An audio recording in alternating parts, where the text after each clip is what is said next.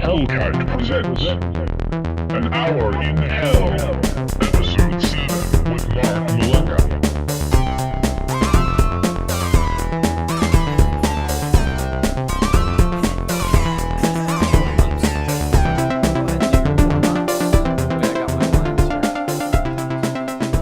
Welcome to Episode 7 of the Kite podcast, where I, Jackson Rao, explore new music and get to know fellow artists. With me today is... Steve Bacal. Just kidding, my name is Mark Maleka.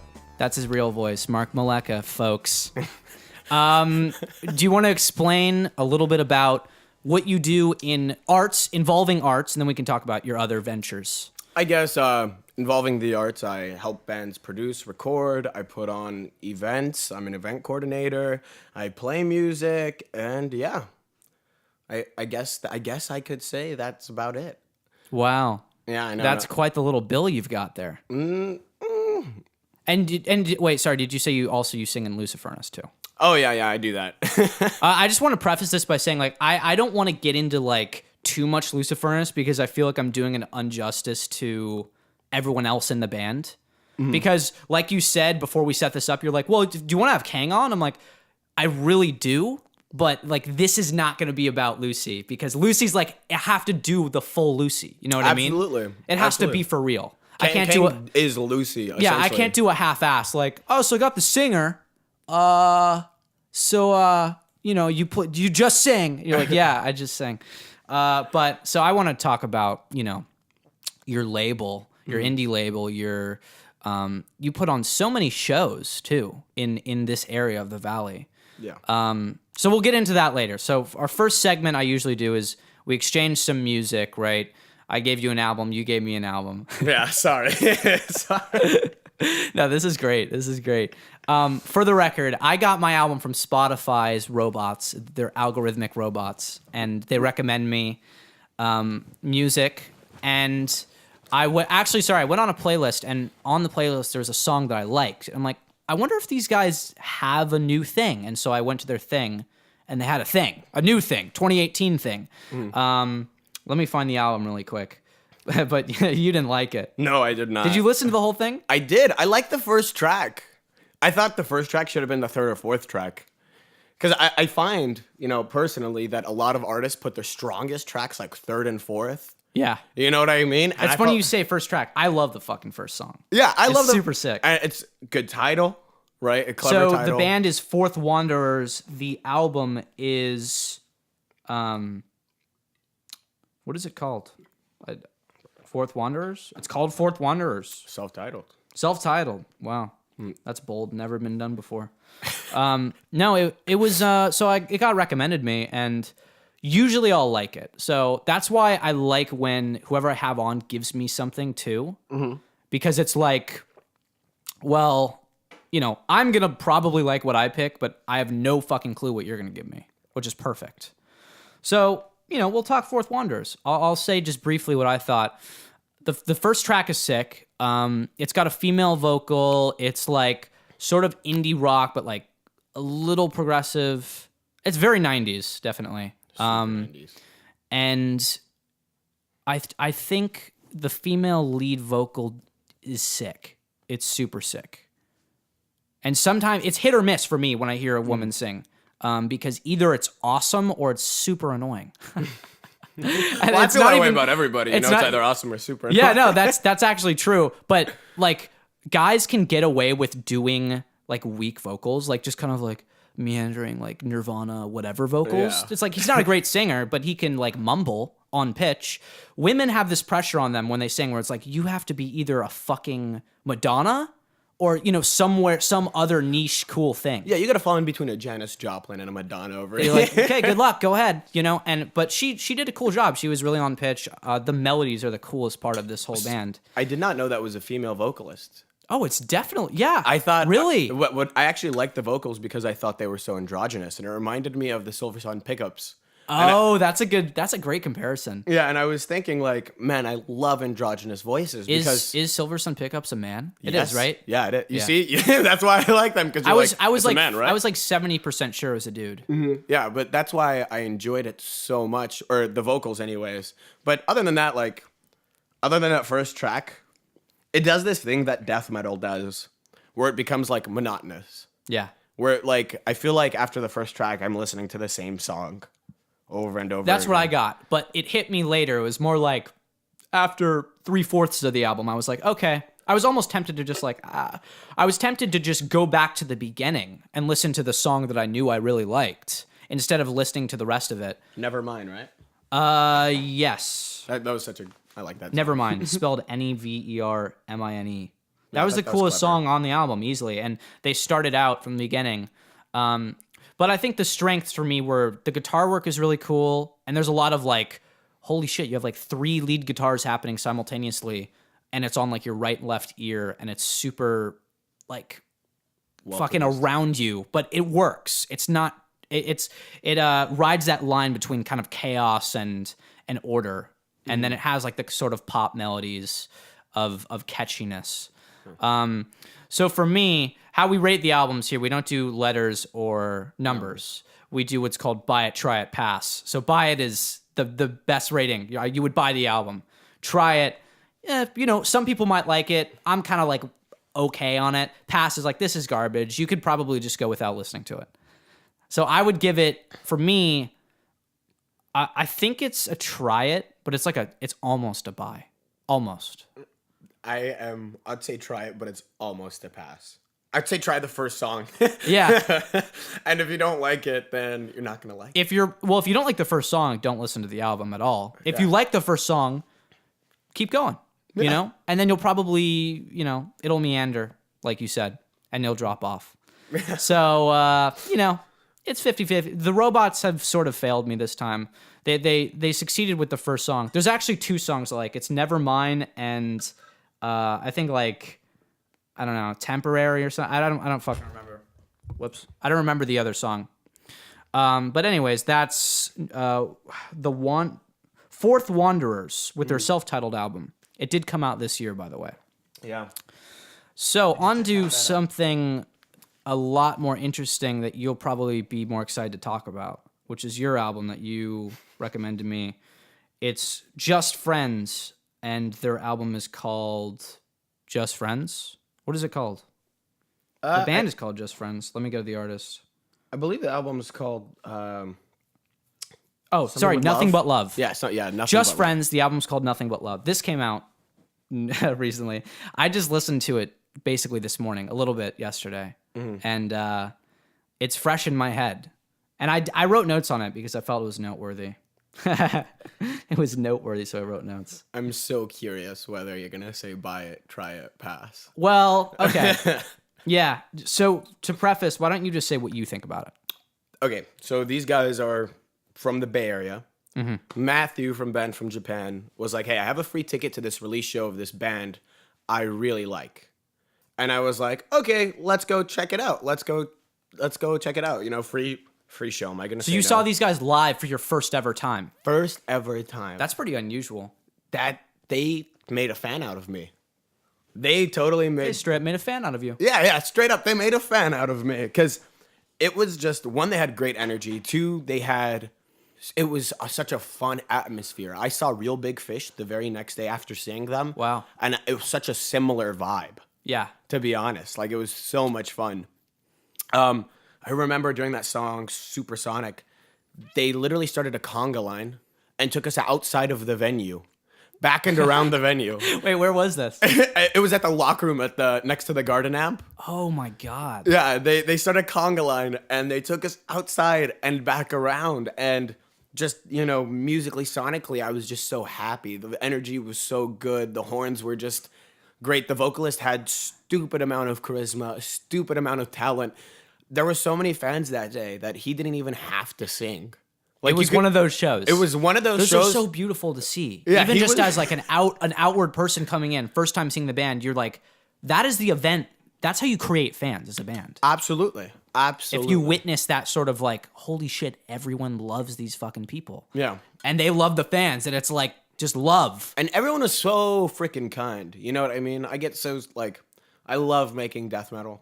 But man, sometimes I hate going to death metal shows. Yeah. Because I've been in so many freaking scraps with Nazis or with Trump supporters. There's a lot of negativity, man. Well, not always. It depends on the show, of course. But at this show, I don't know what the hell was going on, but it was like just specifically, it just was like Everyone was like, "You're a friend," and I don't even know you, but we're all friends here. yeah, and they really established a really healthy, safe space, That's cool. and it was just great. I hate going to shows, and I hate seeing like well, anything going on that's gross or makes me uncomfortable. You know what I mean? Like every Thursday when my boys want a club, I've never once gone to a straight club. Because the idea of men going up to like girls, like one, there's sexual dimorphism, meaning men are like physically larger than females. Yeah. And seeing a man hit on a girl literally makes me like not just disgusted, but like almost scared. It's like, this is gross. Yeah. It's like seeing a Rottweiler harass a Chihuahua. It's like, what are you doing? Yeah. This stupid dog should be trained better. Every Thursday we go to the gay club. We go to Tiger Heat because because I love clubbing. It's so much fun. But I don't like, I want to be in a fun, safe environment. I don't like feeling uncomfortable. I pick up on the energy around me. So this vibe was super awesome and fun. You're saying. I'm gonna drag you to the next Just Friends show. That sounds like well. Now that you say that, I didn't even think of their live performance. But what's cool about this album, and like regardless of the music, I'll get into like what I think about the actual songs. But the energy is undeniable. That's the first thing, and it's like they're so them because in the album there's skits, there's like funny shit going on. Kind of reminds me of like how Tenacious D has their funny skits, and they're just them, and they totally have a cult following, and they just preach to them. They're not trying to become something else. And what happens when I was listening to this album was like, I feel like I'm listening in on a live setting. They have all these chants, these like crowds of people doing chop it up. Yeah. So it's like, I wasn't even thinking about how they would sound live, but it's probably awesome. It was an album release show, and every time they had those chants, you heard like 100, 200 people solidly just yell. Yeah. How many like- people are in the band? Jesus Christ, more than I could count. They have a bunch of strings, two guitarists, a bassist, a vocalist, a Horns. female vocalist. I remember seeing 2 horns and of course a drummer. I lost count. So probably like 10 to 15 people or something. Something like that. That entire collective of people actually was like this whole scene I was never exposed to. And they're very pop punky, which is like, well, a lot of people when they saw me posting about this band, they were like, "Oh, I thought you didn't like pop punk. You make metal." And I was like, these guys are good. Like, good music is Weird good that music. they say pop punk. I mean, pop punk, ska, rap, whatever you would call them. Yeah. So I mean, literally written on my notes is it just says genre blending. It says funk/ska/rap ? Because that's what I was feeling. Because it was super bizarre. And I think the biggest problem for me is how inconsistent the album is like for its sound, which makes sense. When you're trying to fuse all these genres, it's like some songs are going to be more funk than rap and vice versa. And so there were some songs in here where I was like, this is sick. I want more of this. And then the next song's like a ballad. You know what I mean?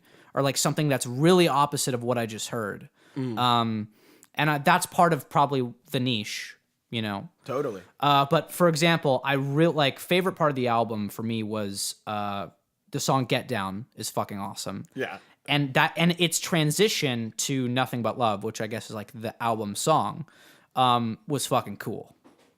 But I think "Get Down" was my favorite song, and that was more like funk rap, Yeah. The guy's stupid talented. kind of like Red Hot Chili Peppers or something. But it was like on steroids, Did you hear that skit where their bud calls them and he's like, "Oh, you guys are fucking ripping off the Red Hot Chili Peppers."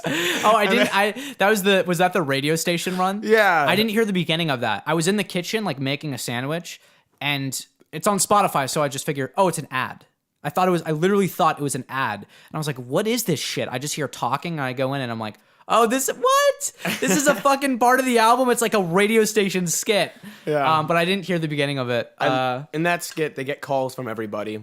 And not a single good review happens. They're like, "Hey, we're playing Just Friends, blah blah blah blah blah," and then it's like, "Yeah, this is fucking shit." I heard the last part where the guy's like, "Why can't you just take us back to 2008, man? We're the breakdowns. Where's all that shit?" And he's like, "Okay, well now that there's so much excitement for the album, we're gonna keep it playing." Yeah, it was funny. All this shit gets talked to them, and they're like, "Woo, let's play." Yeah, great. We love the energy. We love the vibes. Let's keep it spinning. So "Get Down" and "Nothing But Love" were my favorite. I also wrote female singer is good sometimes. I feel that actually. I sometimes she would come in and I would be like, no, I want more of the vocalist who's got that Sometimes crazy funk energy. She does that thing where it's like the singer will say a line and she does like a like comes in the background like no shut up for a second shut up, like come in during the chorus or whatever. And then there's a song, like there was definitely a song I didn't like. I forget what it was. It was just acoustic guitar. And it was like a ballad, and it was she led the whole song. I don't know, I just didn't like it. But when she does come in and she does good, she does really good. You know, it's cool to have that variety of like the male vocal playing off the female vocal. I hated that ballad on the album, but I loved it live. Live, it was like almost Weird. a break. It was like a break from all this crazy energy, and people were swaying and hugging and like enjoying it. So it really made sense as far as stage performance. And then album wise, I was just like, skip. Like That's how I felt. I feel that. Like that's how I felt. But I feel like they probably structured the album with a sort of live setting in mind. That's what it feels like. I agree Very much. And it sounds like they recorded most of it live. And the recording was cool. You know, it was I always like to think about the mix and stuff because that's what I do. I mix shit, and it was good. And it's hard. It's a feat to be able to mix, 15 instruments together. When you have a horn section, you have strings, many different vocals, guitars. Like blending that together is not easy. Yeah, creating that wall of sound with horns. I mean, like. Yeah, but for it to work and not be like totally fucking busy and crowded, and too much. And it sounds like it seems like they're pretty indie, Like they're not like mainstream, so it's not like they're having some sort of crazy. Are they signed? I know they're like part of a collective. I mean, when we think of signed, we always think of like, do they belong to like a label? Well, I'm thinking like, are they signed to something major like Sony or someone who would record their album in like a professional way? No, not at all. But it sounds like it's recorded professionally. So for me, this is it's hard for me to say. Wow. Imagine like rating this shit with numbers. I can't do that. How do people do that? Like Sputnik music and shit? Like how do you just go Pitchfork. 7 out of 10? Yeah. Like how do they do that? It's I don't know. It's very complicated because you have to have a reference. You're like, okay, well, what's your 10? What's your 1? And how does this album fall in between? So it's like, that's why I don't want to do that, because it's like, how could you rate two totally different genres? Like, let's say I give the past album an 8, and then I give this one an 8, but they're not the same 8 because they're different genres. You know what a 10 out of 10 album is for me?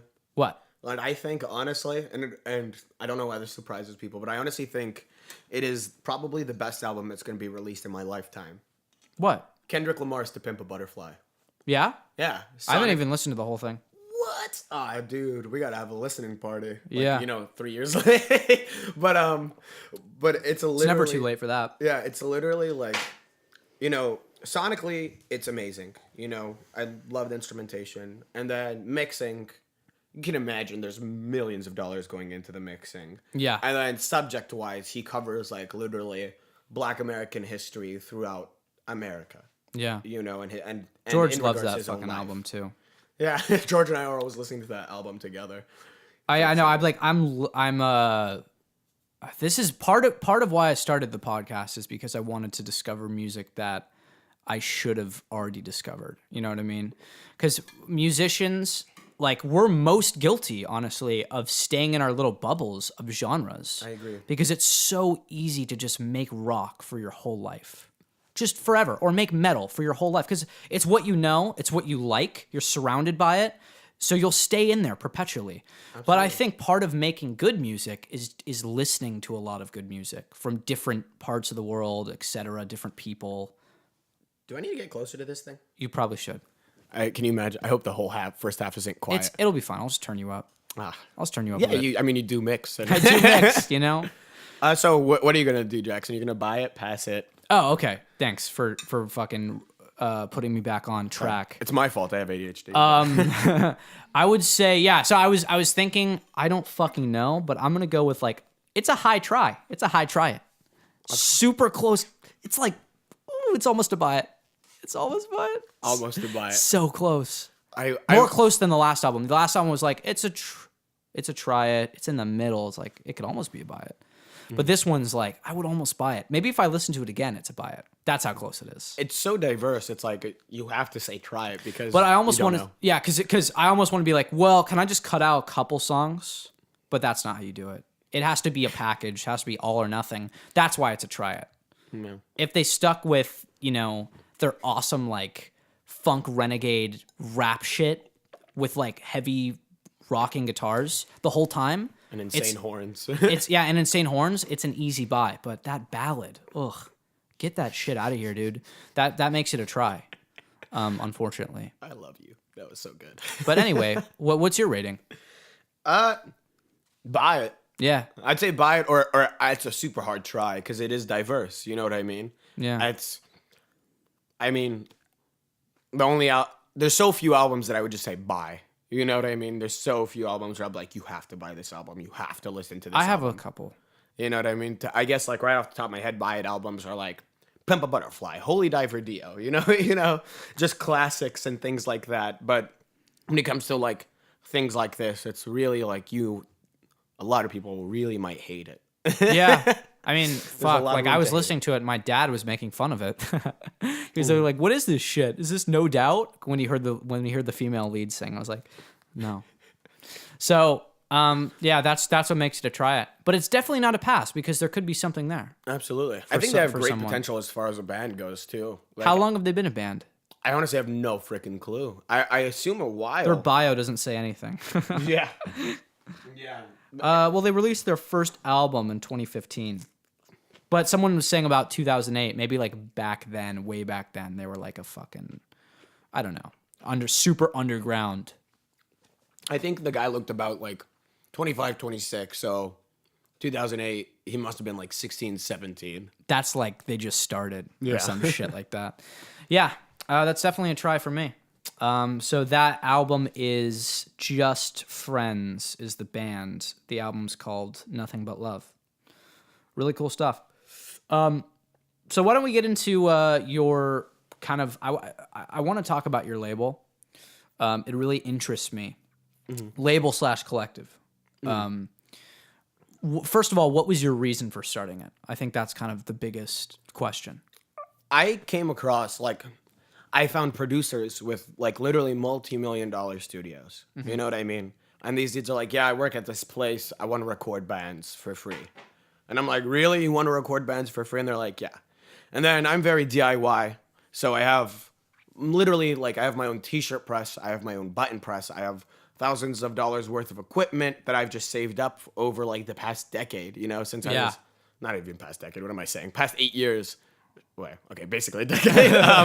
I just have all this equipment, and I found that there's a lot of amazing art in the Valley. There's a lot of amazing artists. Yeah. And the whole point of Dog the Cat is to expand these resources to these artists, and it's so incredibly easy to leave the label if you were a band, because it's a label created by literal punk musicians, you know what I mean? Literal punk and metal musicians run by artists for artists. Yeah. And it's like, what are we going to do here? Oh, well, we're going to help you produce shirts for free. We're going to help you make pins for free. We're going to help you record an album. We're going to help you put it out. We're going to help you make cassettes. Yeah. We're just going to help you. So is there any sort of business model that sustains you as a business? Absolutely. Of course, it's very, very socialist. I'm a capitalist when it comes to working. I work hard. I believe in a meritocracy. Yeah. But when it comes to starting my own business, I am a socialist because I believe if everyone is compensated properly, then there should be no issues. Yeah. You know what I mean? Like, shit, look at Costco. I want to be the Costco of record labels. Costco pays living wages and etc. So when I put on a show and I get all these bands that are assigned to us, I make sure everyone gets an even cut. I make sure everyone's happy. When we produce merch, they give us they only have to pay back what it costs to produce essentially.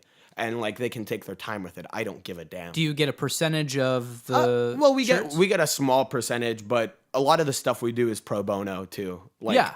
I just, especially since, like, you know, to reiterate over and over again, artists run by artists for artists to expand to artists we love. Yeah. You know, so there's not a single band that is signed that I'm not a fan of. Yeah. Which I love to say. You know what I mean? I love being able to say I'm a fan of every single band on my own label. People can't say that generally. Like that's unheard of. Because a lot of people go for the money grab. Yeah. But I was like, you know what? You've seen the biggest Dog the Cat events. You know what I mean? Yeah. Where we have like 500, 600 people show up to a venue. We have vendors. We have fucking multiple awesome. stages. It's a lot of fun, you know? And a lot of what I want to do is just create a safe space for people to enjoy art and music in. Yeah. You know? Yeah. Like, that's... And this just makes it easier. It brings people more centered and together. Because, I mean, the big problem that I think small bands have, and I mean small, like they're not signed to labels, there's nothing really going on, they're just playing shows, they don't work together. And I remember when I was in my first band ever with, it was kind of like even before Sad Park, it was called Safety Circle. So I remember Safety Circle? I saw you guys on flyers. Yeah, I remember that. So that was the first band we had ever played in and been, you know, playing in shows and like at houses. It was like exciting. We were really, really young compared to everyone else.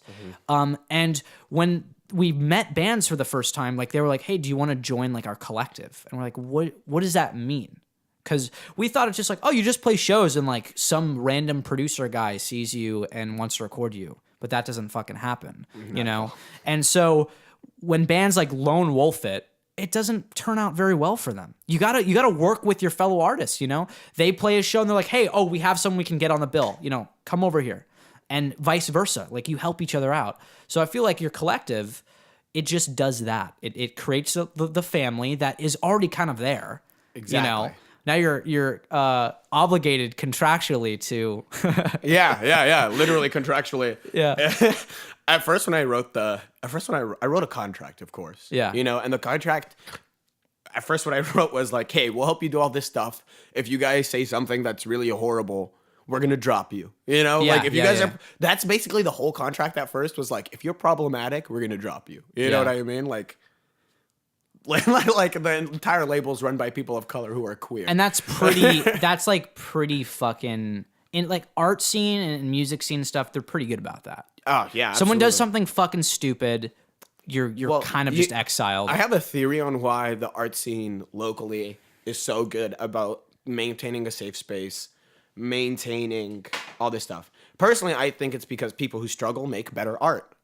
And if you're a person of color, you're gonna struggle. Yeah. And if you're queer, you're gonna struggle. So a lot of the bands we've already signed are, you know, people who have gone through some serious life struggles, you know, just based off of being themselves. Yeah. You know? An artist in general, I mean, it's fair to say we're a lot more sensitive to other people. Absolutely. You know?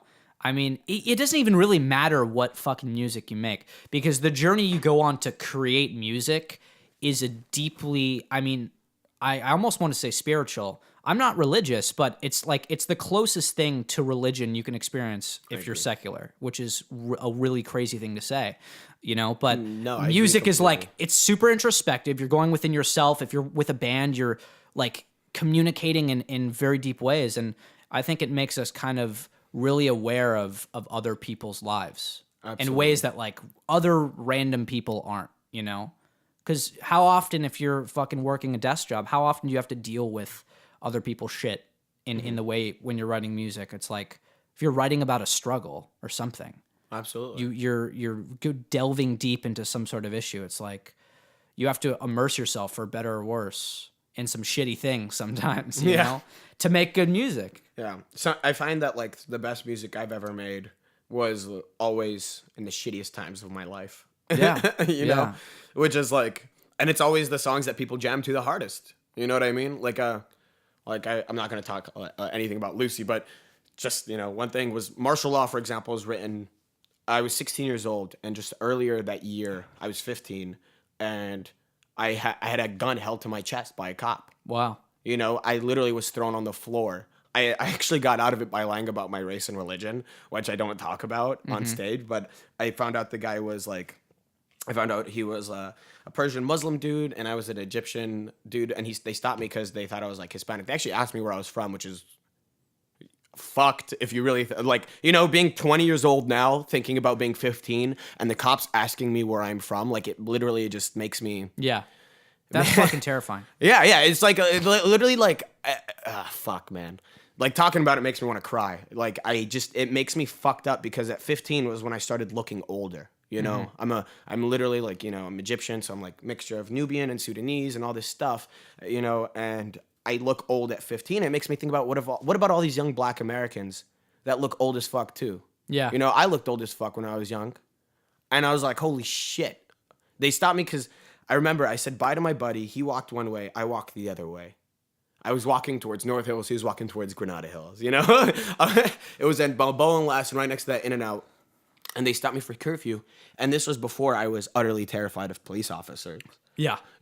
They said, they flashed light on me. I walked up to the car and said, hey, officers, what can I do for my boys in blue? Like, I was literally like such a nice 15-year-old kid. And they said, step on the sidewalk. I said, yes, sir. I said, why you guys stop me? And they said, curfew. And I said, officer, look at my phone. It's only 10:30. And they said, is that a fucking gun?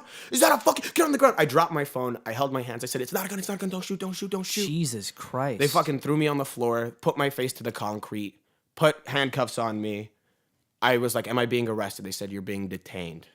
Wow. You know what I mean? And, oh, holy shit, man. I hate cops. That is a fucking horrible experience. And ever since I've, started looking like a man at the age of 15, ever since I get pulled over about 8 times a year, which isn't so bad because I talked to my buddy Anthony from Aerospace. And now he's Aerospace. He gets stopped 10 times a month.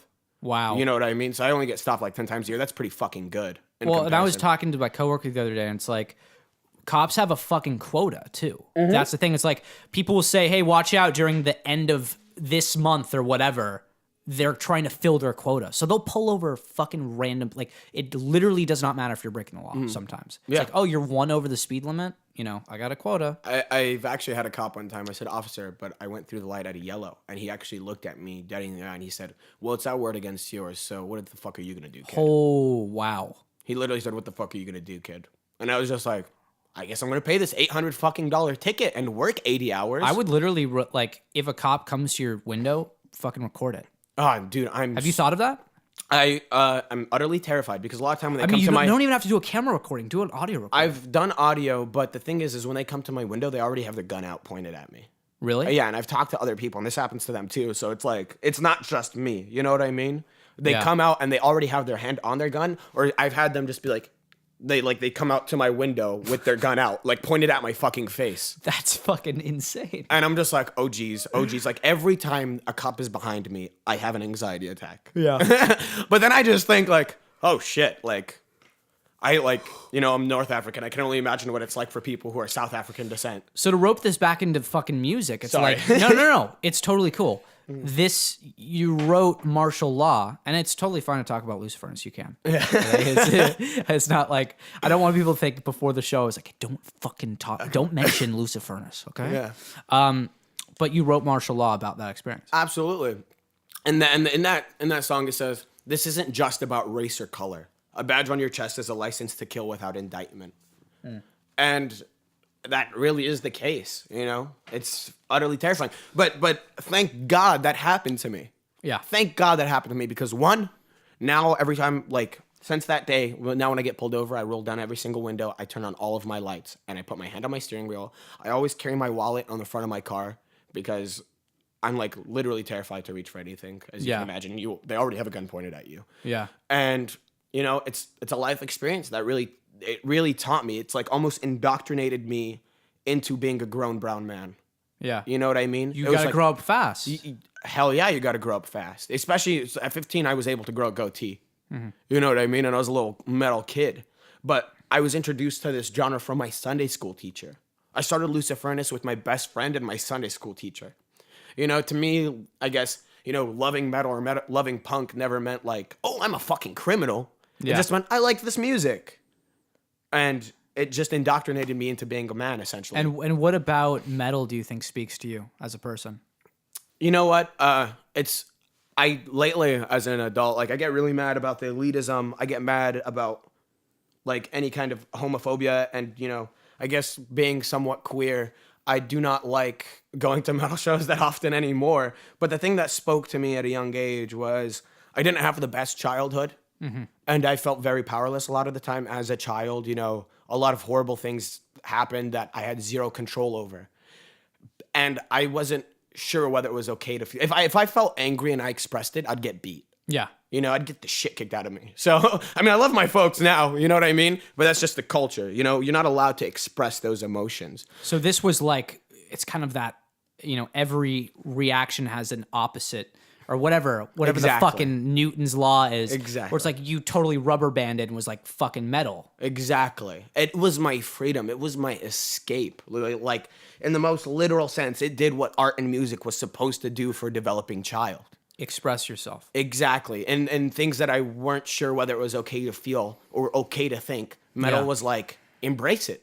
Embrace those fucking negative emotions. Yeah. Have control over them. You feel you are more powerful because you have those emotions. Yeah. You know what I mean? I look at Lucifurnace as it's like I read a lot of poetry. A lot of time Lucifurnace lyrics start off as poetry. And to me, it's always been a catharsis, a performance art. More so than music, it's a performance art to me. Yeah. And it came out to that. It was just, it's what I needed in that time, and I honestly don't think I'd be alive without it. Wow. So that's very profound. You root a lot of yourself in metal and music. Yeah. And your band. attitude. And I mean, that's what, you're right. That's what music is. It's like you have these, certain people are more extreme than others, obviously. Absolutely. You have some horrible shit happen to you and you don't have an outlet to express it for a long amount of time. And you become a musician. It's like, it's gonna, manifest in your case, in some sort of hardcore aspect. Yeah. Do you think that's a reason that, because metal is primal, right? Do you get that feeling where it's like very much humanity stripped away and it's like Yeah. a lot of just pure raw emotions, not like necessarily complex emotions, but raw. Raw. I agree with that wholeheartedly. The thing I don't like about metal nowadays is like this idea of machismo-ness, of masculinity. You know what I mean? I don't think, like, as an adult, I look down, I'm like, I don't think it represents positive masculinity a lot of the time. Which, like we talk about in our lyrics, of course. But it's very raw. It's very emotion-driven, It's very... What do you mean about the masculinity part? I feel like a lot of the time, a lot of modern metal bands are way too fucking machismo. You know what I mean? And I think it's really funny when people perceive me as machismo. It's like, little did you know, I used to strip for men. Like, I really, you know what I mean? Like, I really don't care about any of, like, this straight heteronormativity bullshit. You know what I mean? Yeah. Shit, if I wasn't with Jasmine. Anyways, it just does, like, sometimes it encourages an attitude that I don't think is proper. Yeah. People will be like, fucking metal, yeah. And they're smashing beers over their heads. I'm like, no, that's not what that's about for me. Yeah. You know what I mean? So metal can have, your own meaning, of course. It's like there's certain genres in music that are like that, where I was talking to someone the other day, and I never thought of it this way, but I was trying to describe, someone was saying, like, I'm into punk or whatever, and they gave me these bands. I'm like, that's not punk. Like, they were giving me some sort of, like, pop punk bands, I'm like, I don't think of that as punk, I have a definition that I couldn't quite define. I couldn't put it into words. And they were like, well, punk is like, it's more than a music genre. It's like it's a community. It's an attitude. There's all this stuff that comes with punk rock, and metal is quite the same way. Absolutely. Where it's like, you can say, yeah, I like jazz, and people know what you are talking about. And maybe that has a little bit of an implication too, like you're jazz, you like jazz, music theory. Yeah, music theory, whatever. But punk and metal have this sort of you're fighting against something. There's this friction because that's kind of how it began. It's like very politically charged, or there was something that you were resisting. You know what I mean? Yeah. And it's weird to me to see metal and punk nowadays. Or specifically, like, in times where there's almost nothing to complain about. Yeah. That's, like, the funniest fucking thing when it's like, what is this? Why are you writing punk rock right now? You don't need to. Have you heard of Gloss? No. Gloss is a trans-fronted band. and these women are amazing. I think I have heard of Gloss. I show them the Papa Steel, and they've been blasting them ever since. But Gloss stands for girls living outside of society shit. Oh, yeah, I know what you're talking about. The best punk, Chris did show them the to me. best hardcore Yeah.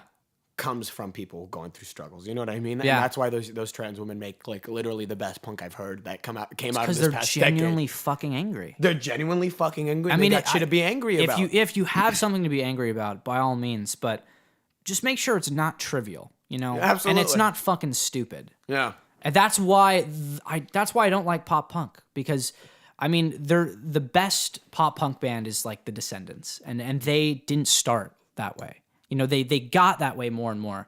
But They accidentally got that way. Like, yeah. But I was like, okay, I get it. You know, it's like a sort of indie version of punk where you can have the guys that are kind of like beta males and they're like, I'm really sad about this girl and I don't know what to do and I'm nervous. It's like, okay, those are human emotions, but it's weird that you're expressing them through that outlet. You know what I mean? Why not just sing like soft rock or some shit, or like Oasis? I don't know. Yeah. That's always been funny to me. But anyway, punk and metal they're kind of in their own respective. There's like a thin line between them. I agree wholeheartedly. But you can cross the line, I'm sure, because you like punk too, right? Absolutely, and obviously in Lucy we play both. I guess the one defining word for metal that got me into it was freedom. Freedom. Yeah, freedom. I remember being 15 years old, and I was seeing a Monomarth, and they were playing a song called Death and Fire, and there was 10,000 people around me. This was at a Mayhem Fest. Jesus. And I was in the middle of the pit, and there was a bunch of grown men. There was Nazis around me. There were black dudes around me. There was Mexican dudes, and everyone was just pitting. No one gave a shit. And when I Yeah. say Nazis, I don't mean like just white dudes with shaved heads. I mean white dudes with shaved heads with "I fucking hate God" tattooed where their eyebrows used to be and swastikas tattooed on their chest. Yeah. But no one gave a shit. This one dude gives me a T-shirt. A Monomarth says this song's called Death and Fire. And then this other dude gave me a lighter. And all these grown men are looking at my 15-year-old self yelling, "Light it, light it, light it." And I'm like, what? They're like, "Light the T-shirt on fire." So I'm like, okay. I light this random dude's shirt on fire. I drop it. This other dude comes down with lighter fluid. I don't know how the fuck he snuck it into Glen Helen Amphitheater. But he comes out, he reaches in his side, pulls out lighter fluid, pours it. The shirt comes out. I see 3 other dudes come down with full trash cans. Holy They fuck. pour it on top. They pour more lighter fluid. All of a sudden, this fire's 13 feet fucking tall. Shit. The police come and the fire department comes. These metal dudes band arms together, turn back around, and start yelling, "Fuck you" to the cops. We start throwing shit at the cops, and they fucking left. They gave up. They're like, fuck it. All of a sudden, fires started bursting up everywhere, and there's fire pits everywhere.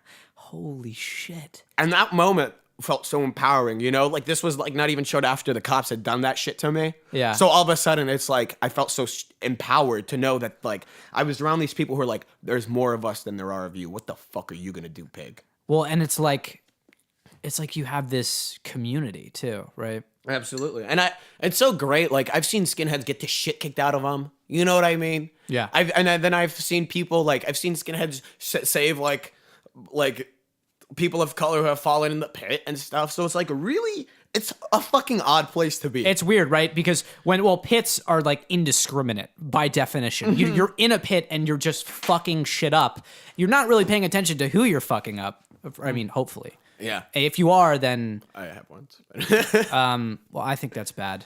You know, when people do that, like targeting specific people. I've only seen Nazis get targeted, and I've only ever once targeted a Nazi. And I've also had my ass saved by a Nazi during Goes Slayer. both ways. Yeah, it was really fucking weird. It was on we were a giant pit. We were on a decline, Yeah. and this dude runs way too quick. His entire forearm just fucking bashes in my eyeball, face, nose. Ow. I've never been knocked out, but damn, I was real close. I was dizzy. All of a sudden, I feel somebody grab my shoulders, literally like lift me up off the ground, put my hand on a rail and say, "Stand right here in front of me, brother. I'll make sure you're fine." I'm regaining consciousness. I look over. This dude's got a swastika tattooed on his bald head. Holy fuck. And like one giant one that took over most of his beer belly. I was thinking, like, in my head, I was like, okay, this is Slayer, like Angel of Death was playing, and I just got my ass saved by a Nazi. And it's weird saying Slayer because they're a Hispanic band who plays music regarding World War and the Holocaust and stuff, and Angel of Death is about that, and then seeing these Nazis go super hard in the pit. You know, it's a really weird environment. And then I'm thinking to myself, maybe this guy's a reformed Nazi. Yeah, like he fucked up. He tattoos. He's gonna get them lasered off next weekend. So then 2 of his buddies come up, look the same exact way. They give him a weird look for saving me essentially and putting his hand on me and making sure I'm fine. Yeah.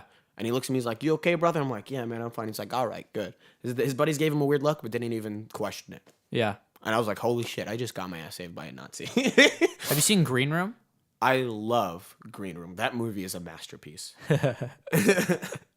That's so cool. It's like I love when indie films can accurately portray like a weird niche part of culture. Mm-hmm. I can relate to some aspects of that film because it's like I've been to metal shows and hardcore shows and like shit gets wild sometimes. Absolutely. Sometimes I've never seen it get that bad, luckily, but it gets bad. No.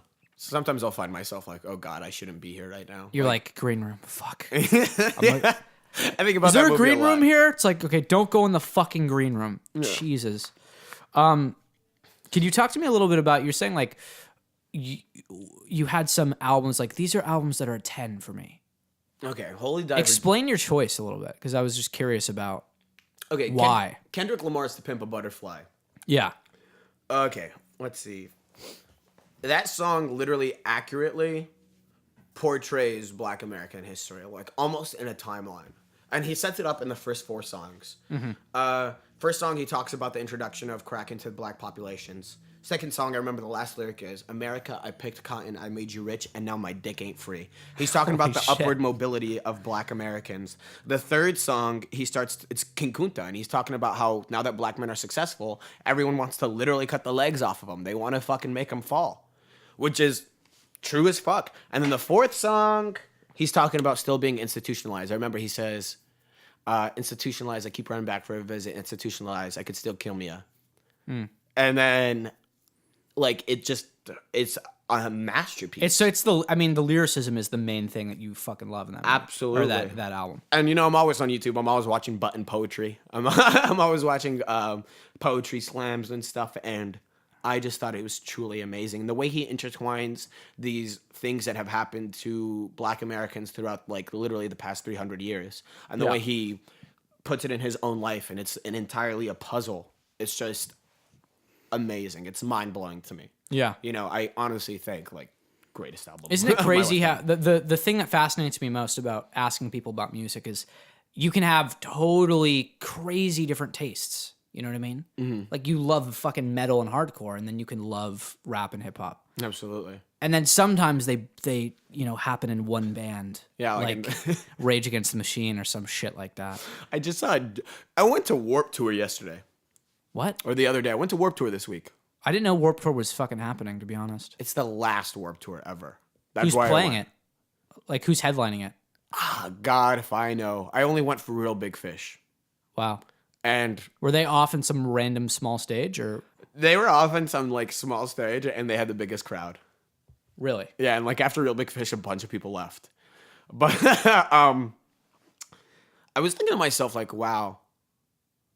These bands suck. I was thinking to myself, like, wow, these are like commercial pop bands, like metal bands. Well, that's what Warped Tour's always been. For a while. For a while, yeah. But, like, I went for the novelty of going to the last one, and there was a Juggalo band.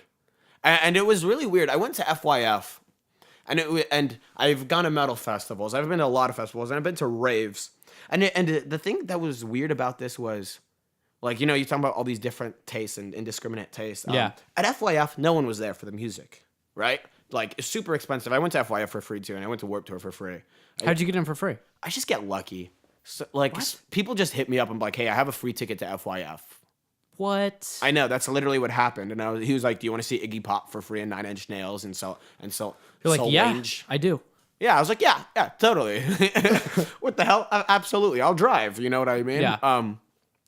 So FYF, no one was there for the music taste. And then at Metal Fests, everyone's really into the music. You know what I mean? Kind of a little bit too much for me. Well, not too much, but to a point where they're elitist and almost mean to others who You're like, aren't. you don't fucking know this band like I do. Basically. And then Warped Tour was like a weird in-between. it was just such a weird environment. There was a Juggalo band playing, and the reason why I thought of Warped Tour was because he said sometimes they'll meet in the middle of rap and like metal. There was a Juggalo band playing, Yeah. and it was just weird seeing so many people in the in between. That's what Warped Tour was this year, was like the in between. It was weird as hell. Yeah, it was like Real Big Fish, Black Veil Brides, and then some Juggalo bands. There was a band called Ice Nine Kills. Never heard of them. Neither did I. I was like, don't they mean 9 Inch Nails? And it was like, no, Ice Nine. Yeah, I think there's a typo on the flyer. Yeah. So you have like the Black Veil Brides fucking goth emo girls that are like, yay! Yes. And then you have insane clown posse fuckers. And then you have Real Big Fish fans like that are just there to be like, yeah, like let's have some fun, and then like just weird shit. After I saw Real Big Fish, I literally was like, cool. Was it how long is it? Real Big Fish. How many days is the festival? I mean, it's a whole Is it a tour. week? It's a whole tour, so they like hit multiple different locations. It was just one day here. Oh, but I see. It had really low attendance, to be honest. Wait, so they pick up everything and fucking place it the next day? Basically. They're traveling? I didn't realize they did that. Basically, it's really insane. Not all bands are on each lineup, Yeah. but you could imagine. Actually, one of the reasons why I went to Warped Tour was because my first concert when I was 11 was Warped Tour. So this marked 9 years of me going to shows. That was your first concert or your first festival? My first concert fest show, live music. Big thing with many bands. My Yeah. Sunday school teacher, Neil, was like, yo, you like metal, little kid? And I was like, yeah, I love metal. I was an ordained deacon in church. Yeah. I would wake up early Saturday mornings and go do, like, I'd go open up the church quite literally. I would set it up for the priest with the Sunday school teacher. We were homies. And he was like, you like death metal? I was like, yeah, I love death metal. Like, all right, let's go see Winds of Plague. They're not death metal. I thought they were when I was like, but like, that really changed my life, like, that dude specifically. So I really went for the merit of it all. So do you still know this guy? Oh, I love him. Yeah. Yeah? He was actually in Lucifurnace for a while. He was our drummer. I left the church a long time ago. Yeah. But we've always been friends, and he's still a Sunday school teacher. That's amazing. The only reason he left Lucifurnace was for graduate school. He's becoming a lawyer now. He's a philosophy major. Wow. We would always debate philosophy. What a character. I mean, he was, so he was a priest. Well, he's Sunday school teacher. Sunday school teacher, and we were both ordained deacons. And he would teach us all the hymns. He would teach us everything. And I was like, hey, I started a band called Lucifurnace. You want to join? We need a drummer. Yeah. And he was like, hell yeah. Like, absolutely. That's fucking hilarious. Yeah. He was like, why is it called Lucifurnace? And I was like, I don't know. He was like, is it like satanic? And I was like, a little. And he was like, Okay. basically. I was like, yeah, there's some things glorifying Satan. And he was like, it's for fun, right? And I was like, yeah, it's just for fun. And he was like, cool. Yeah. And he like even told the priest, he was like, yeah, I play with Mark in a band called Lucifurnace. And I was like, Have you heard about, what do you think about fucking, where's that place where there's weird fucking metal, like sections of metal in Europe? You know what I'm talking Norway? about? Yeah. I love Norway. Like shit like that, like in the hills and the pines and the forests, and there's cultists and shit. Norwegian black. Yeah, like that. Okay. I love black metal as a genre. Yeah. You know, it's really funny because when you say black metal, people think you're talking about metal made by black people. No. No. It's like this is called black metal because it's like the black church, apparently. Like satanic, Yeah. ritualistic shit like that. And yeah, in Norway, I've done so many, every time I have to do a school project on like anything musically historical, I just pick Norwegian black metal because I memorize it in and out. They're insane. They're literally crazy people. Like historically, they've burnt churches. There was deaths. You know, Var killing Euronymous. Like there's musicians who literally killed each other because they were so into the genre. Wow. And they were like, They're like devotees. Like their lives become about this fucking culture. Exactly. And I love music, but it's just like, that's too much for me. Like It breaks down, right? Yeah, and 'Cause while you I have a real life that you have to live and like by society's fucking norms and shit. And while I enjoy the music, they were very Aryan. They were like Norwegian elitists who were like who pure wanted, breed shit like that. yeah, like we're blonde hair, blue eyes. Norway is the best. Yeah. And like they would burn these churches because the Christians came and like basically fucked up the Norwegians when they were all pagans. But they converted the pagan temples into churches. So I found it stupid that these people are burning churches. They're burning their own history that they're glorifying. Yeah. You're burning essentially something that used to be a pagan temple. You know, so I love extreme genres of music, you know? I love like grindcore. I love brain drill. I love Brain anal drill. cunt. You know what I mean? Anal cunt. Yeah. These bands that literally make offensive music just for the sake of being offensive or just for the sake of being vulgar. Yeah. I find it hilarious and I enjoy it. Yeah. But God, I would never ever buy like an anal cunt album because I don't want anyone who's alive to get any money from me. I would never buy any Burzum albums because I wouldn't want the dude who's an Aryan to get money from me. You know what I mean? Yeah. It's like I'll listen to them, but I won't actively support them because I know they're just shit people. Well, metal is so fucking interesting because there's a lot of subgenres. Absolutely. And some of them really exist on the fringes of society. Like this Norwegian black metal shit. Like you said these people are insane. Like you probably can diagnose them with, schizophrenia and shit. So one of the main guys, they believed that he had this mental disability because on stage he would bury himself in a coffin. Like completely just put himself under fucking dirt. His name was Dead. He actually blew his brains out. His buddies, when they found him first, they took a photo of his skull. They actually moved some shit around on his death scene. They took a photo of it and used it as an album cover. Oh my fuck. I think it's called like Dark Hearts. Shit, I forgot the name of the album. Any metalhead would shit on me right now Some for not fucked up memorizing shit the has to album name. happen to you to join that shit. But so they gave away pieces of his skull to the fans too. Of course. And they used the picture. They used his picture as an album cover. But on top of that, psychologists believed that because he had a near-death experience as a child, he never really thought he was alive after that, which is why he would bury himself on stage. Oh my God. You know what I mean? And I guess I'm like, That's documentary worthy. Oh, absolutely. There's a bunch of documentaries on it. And I personally, I'm a little fucking weird. I'm diagnosed with some shit here and there. So I can only imagine, if I'm like 1/1,000,000th of extreme as they are, and I got some shit going on mentally, what the fuck do they have going on mentally? Seriously, right? Yeah. I mean, that's fucking like he thought he was dead. Basically, he's like, I've transcended life. His stage name Nothing was to Dead. fear. His stage name was Dead. Well, and it's also people well. like like Gigi Allen and shit. Well, he had Lyme disease. He had Lyme disease. Lyme disease was Does that make you crazy? And not crazy, but it'll sometimes mess up your rational thinking.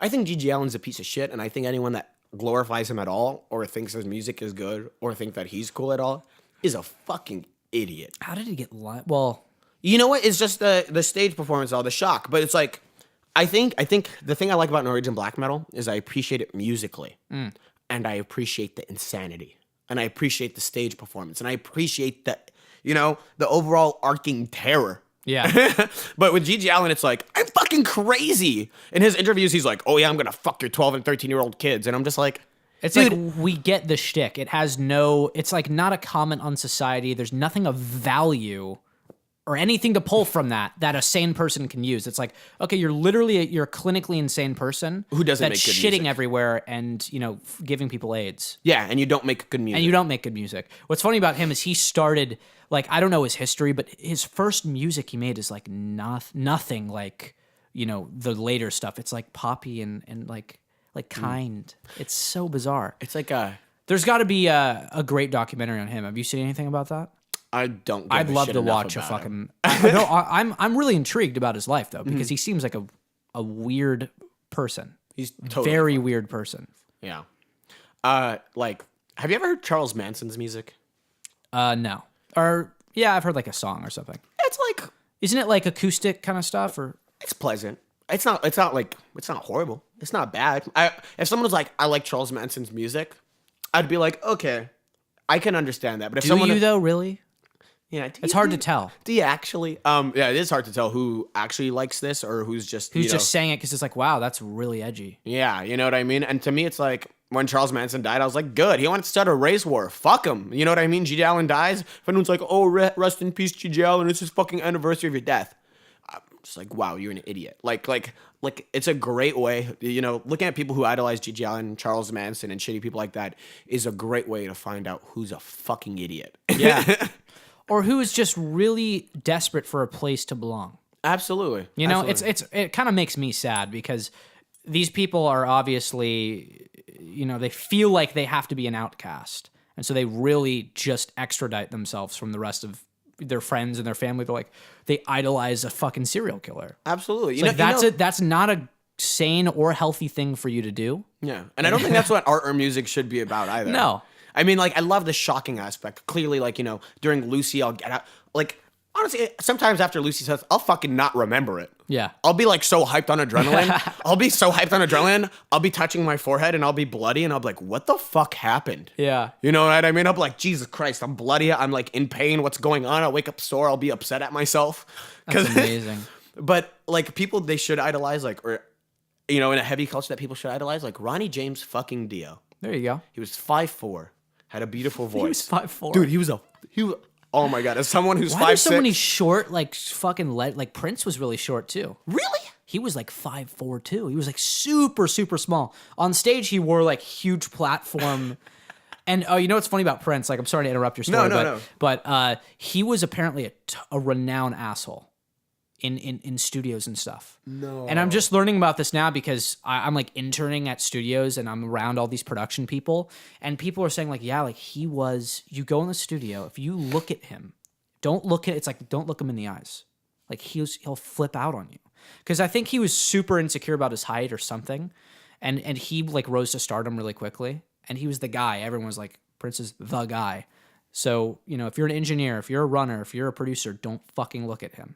Like, you just listen to him? you just listen to him? Want? What do you need? Of course. Yes. Like, do you need this? Blah, blah, blah. But that was just something funny that I heard recently. Oh my God. I can only imagine the Phil Spectors of the world. You know what I mean? Yeah, and Phil Spector like killed his wife too, right? You know Dude, that. yeah. Is he still alive? I hope not. I think he could like possibly be alive serving a life sentence. Although I will say, like we've talked about, some of the greatest music comes from people who are like going through shit. That dude really did change production forever. Oh yeah. He really was. That's an a whole amazing nother producer. conversation because that's like Yeah, that you could write a whole report on that. But Ronnie James Dio, is such a nice guy. He was renowned for, what he was renowned for? what? When he would get out of his car and there was a shit ton of fans, he would make sure that he shook every single one of their hands and said thank you and signed everything. Wow. And that's the kind of artist I think people should be. Well, and that goes far. And because now that I'm really getting into the music industry for real and being around like professional people, which is very bizarre, by the way. Super. It's like, it's same with the film industry. You hear how much shit happens and how many shitty people there are. You know what I mean? And there's all this whole concept of you got to pay your dues. When you start at the bottom, you're really at the bottom. You have to, over 10 years, just get shit on by everyone. Celebrities, producers, everyone who's like making money will treat you like subhuman filth. Oh, absolutely. That's the same in the film industry too. People are total dicks. And then that's why when you hear about a guy like Dio, who's like, he's a fuck. Hey, he treats you like a person. Yeah. Although he did have a temper sometimes, because you know what pissed him off? What? If people asked him about his height. Yeah. There you go. People would be like, so you're like, do you know Brother Magazine? No. Okay, it's like this magazine company. It started Jackass, yada yada yada. They interviewed him, and they were like, "Yo, you're a short dude, tried to aren't you?" deliberately fucking piss him off. And he was like, "Do you want to get fucked up? Do you want me to fuck you up right now?" And you see, like, Is this on video? Oh yeah, it's on video. You can type in Ronnie James Dio brother interview. Sweet. Fucking creme de la crap, dude. Like they really pissed off a nice guy. But I guess my point is like, assholes are a dime a dozen in film and in music. So when there's a non-asshole that's like super, super famous, like someone like Beck, for example, like everyone thinks he's a really nice guy.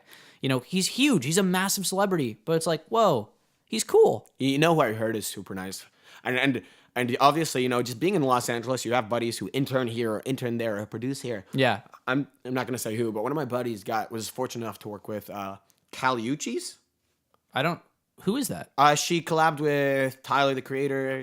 She has that kind of like Amy Winehouse look to her. I think I know what you're talking about. Yeah. I heard that she's like notoriously kind. She walked in the studio and the first thing she did when she met the dudes was she was like, "Hi," and she hugged them all. Aww. And I was just like, fuck yeah. When I That's hear stories sweet. like that, I'm like, this makes me like, I liked her music. You know what I mean? Now you love it.